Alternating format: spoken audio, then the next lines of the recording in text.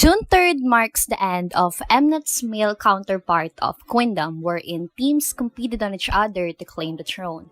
It was a mixture of opinions, for after RTK, the prerequisite of the show made headlines for its negative feedbacks. Kingdom Legendary War consists of Atiz, B2B, Icon, SF9, The Boys, and Stray Kids. After a good amount of great performances as well as celebration of talents compacted in each round, Stray Kids was hailed as the legendary king. Everyone did so well, from the choreography and concepts. But one thing that really struck me while watching the 10 episodes of the show is how creative and conceptual SF9 can be.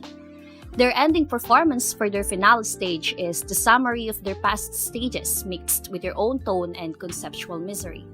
All of it was an art, and as I watched it, felt awed by the end of the performance. And I think this wasn't just me, because the audience after we performed is silent and in gasp. And there is a saying that, the performance did well when everyone held their tongue, and SF9 just did one. The stage started in VCR montage of them looking for the way out in the darkness. If you've known them, even way back before Kingdom, it was really their concept. Colors, darkness, and evil. There has been a lot of similarities in this stage that references their previous performances. The intro, the tree, the gem, and the first-person POV. But one thing is evident, the consistency. Every stage is a sequence, yet it is a new identity. Wuyong and Taeyang switched characters. Way back in the round 1 stage, Taeyang is the upper hand. However, in this finale, they are battling, moreover, trying to be even. This is a message that we often tend to overlook things that eventually lead us to being oppressed.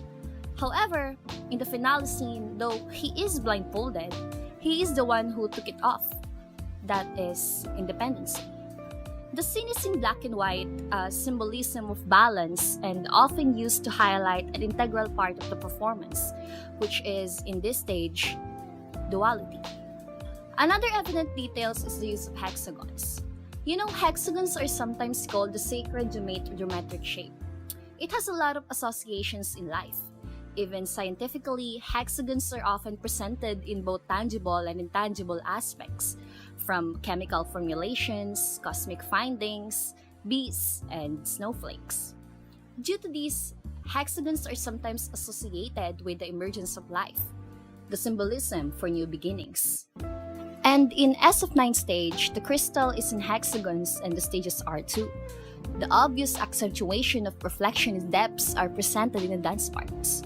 But what really amused me is how great SF9 in always delivering concrete conceptual foundations even from the beginning.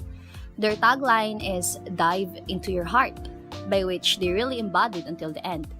The addition of reflections, as well as them trying to stood up after being defeated, is a clear message that they aren't performing to win.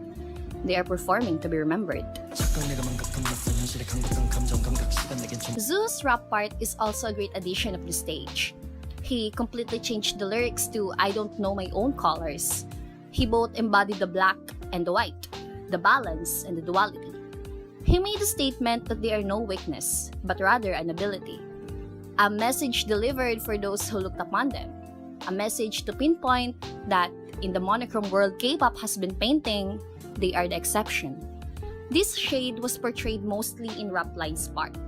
The tree that was presented in round 3.2 is withered when Wiyong touched it, an indication that they are no longer following certain standards. They are making their own choice, and they are bound to break free.